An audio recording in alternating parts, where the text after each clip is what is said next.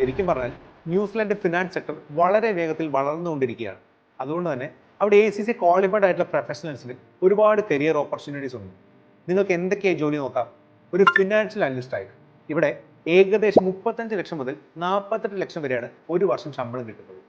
Management accountant 40 ലക്ഷത്തിന് മുകളിൽ ശമ്പളം പ്രതീക്ഷിക്കാം. Auditor or tax consultant 33 lakhs മുതൽ 43 ലാക്സ് വരെയാണ് salary.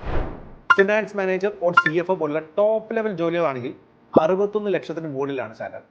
Excellence life style and safety.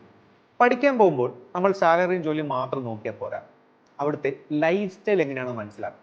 ശരിക്കും പറഞ്ഞാൽ ന്യൂസിലാൻഡ് ലോകത്തിലെ തന്നെ ഏറ്റവും പീസ്ഫുൾ, സേഫ് ആൻഡ് സപ്പോർട്ടീവ് ആയിട്ടുള്ള രാജ്യങ്ങളിലൊന്നാണ്. അവിടുത്തെ നാച്ചുറൽ ബ്യൂട്ടി, ബ്രെത്ത് ടേക്കിംഗ് നേച്ചറിൻ്റെ ഇടയിൽ നിങ്ങൾക്ക് നിങ്ങളുടെ അക്കാഡമിക്സും പാർട്ട് ടൈം വർക്കും നിങ്ങളുടെ ക്വാളിറ്റി ഓഫ് ലൈഫും എല്ലാം ബാലൻസ് ചെയ്ത് മുന്നോട്ട് കൊണ്ടുപോകാൻ സാധിക്കും.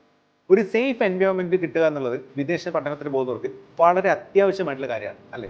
Pathway to permanent residency, PR. ഇനി നിങ്ങൾ ന്യൂസിലാൻഡിൽ ലോങ് ടേം ആയിട്ട് സെറ്റിൽ ആവണമെന്നുണ്ടെങ്കിൽ അതിനുള്ളൊരു ഗോൾഡൻ പാത്വേയാണ് ICC. എങ്ങനെയാണെന്നല്ലേ? അക്കൗണ്ടിംഗ് ആൻഡ് ഫിനാൻസ് ജോലികൾ പലപ്പോഴും ന്യൂസിലാൻഡിന്റെ സ്കിൽഡ് ഓക്യുപ്പേഷൻ ലിസ്റ്റിൽ ഉൾപ്പെട്ടിട്ടുള്ളതാണ്. അതുകൊണ്ട് തന്നെ ഒരു ACC ക്വാളിഫൈഡ് പ്രൊഫഷണൽ ആണെങ്കിൽ നിങ്ങൾക്ക് മൈഗ്രേഷന് വലിയൊരു അഡ്വാൻറ്റേജ് ഉണ്ട്. പെർമനന്റ് റെസിഡൻസിക്ക് എത്താനുള്ള ഒരു എളുപ്പ വഴിയാണ് ഈ കോഴ്സ് എന്ന് നിസ്സംശയം നമുക്ക് പറയാം.